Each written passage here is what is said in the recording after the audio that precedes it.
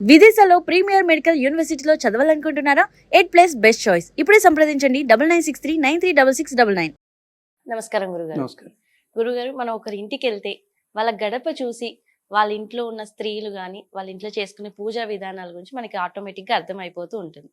So కానీ చాలా మంది ఆ గడపకి కొంతమంది పూజలు కానీ లేదంటే ఇది వరకు లేనంతగా అంటే డెకరేషన్స్ కోసమే చేసుకుంటున్నారు తప్ప ఆ గడప పూజా విధానం ఎవరికి తెలియట్లేదు. గడపను చూసి మనం ఇంట్లో ఎలా ఉందని కూడా చెప్పేసుకోవచ్చు అని అంటూ ఉంటారు. సో ముఖ్యంగా మనకి కావాల్సింది ఏంటి? గడప ప్రాముఖ్యత, దాని పూజా విధానం గురించి చెప్పండి. 2000 సంవత్సరం తర్వాత వచ్చిన టీవీ ఛానల్స్ వారందరికీ కూడా నేను పాదాభివందనం చేస్తున్నాను. వాళ్ళ వల్లే ఇవన్నీ వచ్చాయి. ఓకే. అంతవరకు గడపని గౌరవించారు అందరూ, పసుపు రాశారు, పూజలు చేశారు. కానీ గడప మీద ఈ బొమ్మ పెడితే ఈ మంచి జరుగుతుంది, ఇది చేస్తే అవుతుంది, టీవీలో చెప్పేవాళ్ళు వచ్చారు పాపం. అలాగే ఒక ఆయన అన్నాడు, భోజనం చేసే డైనింగ్ టేబుల్ మీద పైన పద్మాకారంలో ఉంచి ఫ్యాన్ పెడితే మంచిది అన్నాడు. కట్టించేశారు. భోజనం చేస్తున్న ఫ్యాన్ నెత్తి మీద పడింది. ఆ పద్మాకారంలో బిల్డింగ్ కట్టేటప్పుడు కట్టాలి తప్ప మళ్ళీ కొత్తగా చేయకూడదు. సరే, ఏదవనండి, సంతోషం. ఒకసారి దేవతలందరికీ కోపం వచ్చింది. ఇంద్రుడి దగ్గర నుంచి బ్రహ్మదేవుడి దగ్గరికి వెళ్ళారు. ఏమయ్యా ఇలా వచ్చారేమిటి, ఎవరు రాక్షసుడు వచ్చాడా? లేదండి, మా కొళ్ళు మండిపోతుంది. మానవుడు బతికేది ఎన్నాళ్ళండి? 100 సంవత్సరాలు, తప్పితే 120. అలాంటి వాడికి 2 తాటాకులు వేసుకుని నాకు ఇల్లుంది అంటాడు ఆ దుర్మార్గుడు. 2 తాటాకులు వేసుకుంటేనే ఇల్లుందని పొగరెక్కితే ఇల్లున్న వాళ్ళకి ఎంత పొగరు ఉండాలి? మరి మేమున్నాం, మాకేమన్నా ఇళ్ళున్నాయా? అన్ని గాలిలోనే ఉంటాయి. మేమంతా బతికేదంతా గాలిలోనే. ఎవడొచ్చినా మా మీదే పడుతుంటారు. మాకు ఇల్లు లేకపోవడం ఎందుకండి? నీకు ఇల్లు లేదు, కూర్చున్న పద్మంలోను. నీకు ఇల్లు, ఆయనకి ఇల్లు లేదు, సముద్రంలో ఉన్నాడు. ఆయన కొండ మీద ఉన్నాడు. మనకి ఎందుకు ఇల్లు లేకపోండి? బ్రహ్మదేవుడు కాస్త బుర్రలా గోక్కుని, ఓ పని చేయండి, వాళ్ళు కట్టుకున్న ఇళ్లలో మీరే ఉండండి అయ్యా వెళ్ళి. అదేమిటన్నాడు. అవే ఏం లేదు, ఆ ఇంట్లో రహస్యంగా వెళ్ళి దాక్కోండి అక్కడే మీరు. అందుకని అన్నమాచార్యులు వారు ఉన్నారు, మన శరీరంట నింగినున్న దేవతల నిజవాసము. అపార్ట్మెంట్ కట్టుకున్నారు ఇక్కడ వాళ్ళంతా వచ్చేసి. అలాగా అగ్ని వాగ్భూత్వ ముఖం ప్రావిశతు. వాగ్రూపంలో అగ్ని వచ్చాడు. సూర్యుడు కళ్ళల్లో చేరాడు. దిక్పాలకులు చెవుల్లో వచ్చి కూర్చున్నారు. వాయుదేవుడు నాసికలో వచ్చి కూర్చున్నాడు. ఇదే పద్ధతిలో ఇంటి లోపల కూడా గుమ్మం ఊడవడానికి వాయుదేవుడు. మన క్యాష్ బాక్స్ పెట్టుకుంటాం కదా, అది కుబేరుడుట. వంట వార్పు చేసుకుంటాం కదా, అక్కడ అగ్నిదేవుట. ఇలా మొత్తం అంతా ఇళ్ళు ఆక్రమించేశారు పాపం.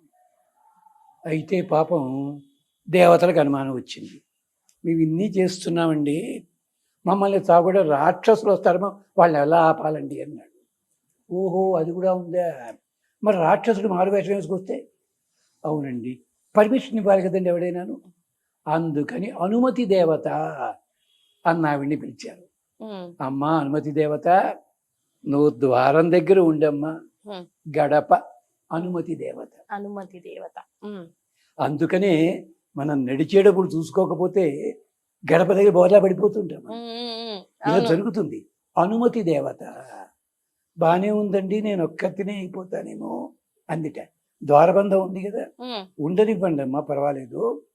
చిక్లీత అనే మహానుభావుడు 3 పేర్లు చెప్పారు. వీళ్ళ పేరేమిటి? ఆనంద, కర్దమ, చిక్లీత. ఆనందుడి పక్కని, కర్దముడి పక్కని, చిక్లీతుడి పైన, కింద అనుమతి దేవత. మీరు ఉండండి అమ్మా. ఎవడు లోపలికి వస్తున్నా కూడా వాడు సవ్యమైన వాడు అవునా కాదా చూసుకోవడానికి ఉండాలి. అలాగే తలుపులు ఉన్నాయి కదా, ఆ తలుపులు కూడా కవాట దేవతలు అంటారు వాళ్ళని. కవాటము అంటే సుఖమును అందించువారు. అంటే తలుపు తీస్తే ఒకప్పుడు ఆనందం కలుగుతుంది, తలుపు మూసేస్తే ఒకప్పుడు ఆనందం కలుగుతుంది. కవాట దేవతలు. అలాగే పై భాగం ఎవరండి అన్నారు.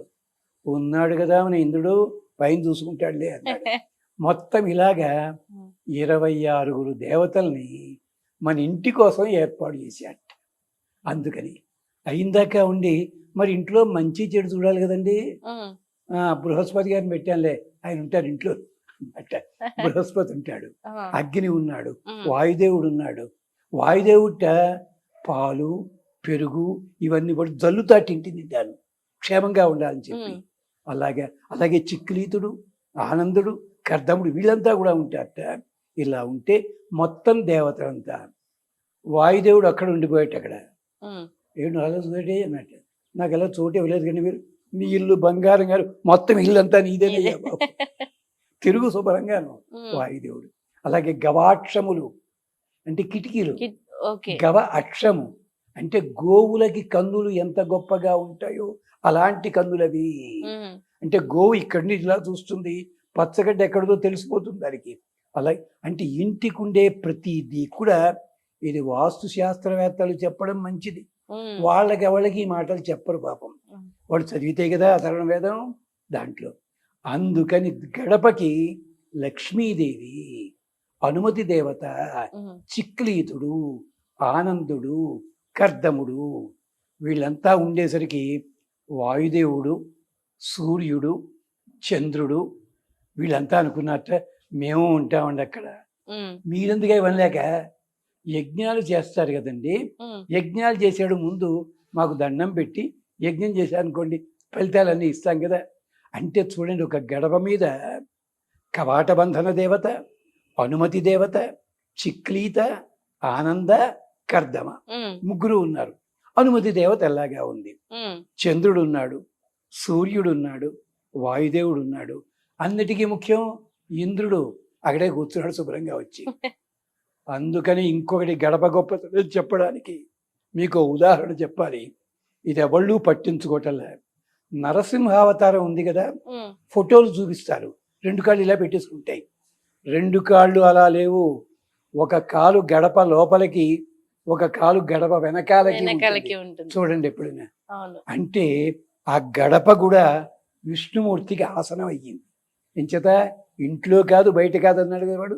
అందుకని చెప్పి ఆ గడప మీద కూర్చుని ప్రహ్లాదుని ఒళ్ళో కూర్చోబెట్టుకున్నాడు. కూర్చోబెట్టుకున్నాడు. అంటే గడప ఎంతటి సంపద ఇస్తుందో చూడండి.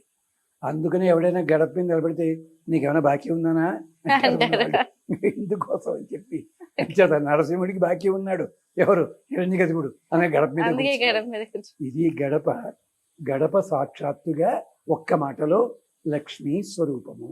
ఉమ్, అందుకని ఆ గడపకి తప్పనిసరిగా మంగళవారము, శుక్రవారము పసుపుతోటి చక్కగా అలంకరించి కుంకం బొట్టు పెట్టడం. ఉమ్, అంతేకాదు గడపకున్న గొప్పతనం ఇప్పుడంతా దండాలు ఎడుతున్నారు కానీ పాత వాళ్ళు మీ ఇంట్లో శుభకార్యం జరుగుతోంది పిలవడానికి వెళ్ళారు, చటుకుని వాళ్ళ ఇంట్లో లేరు, వాళ్ళు ఊళ్ళు వెళ్ళిపోయారు. ఉమ్, మీరు ఏం చేస్తారు, అక్కడ గడపకి బొట్టు పెట్టి ఆ శుభలేఖ అక్కడ గడప పక్కన పెట్టేస్తాం. పెట్టి వచ్చేస్తుంది. అవును. అంటే చూడండి, గడపకి నమస్కరించినట్టయితే గడప లోపల ఉన్న వాళ్ళు 10 మంది కాదు 200 మంది ఉన్నా కానీ వాళ్ళందరినీ గౌరవించినట్టు. ఇది గడప గడప వెనకాల ఉన్న అంతరార్థము. అందుకనే నాకు గడప తొక్కడానికి వీల్లేదు, ఇలాంటి కబుర్లు ఉన్నాయి ఉమ్, అలా అంటే నా నీడ పడ్డానికి వీలేదని చెప్పడానికి.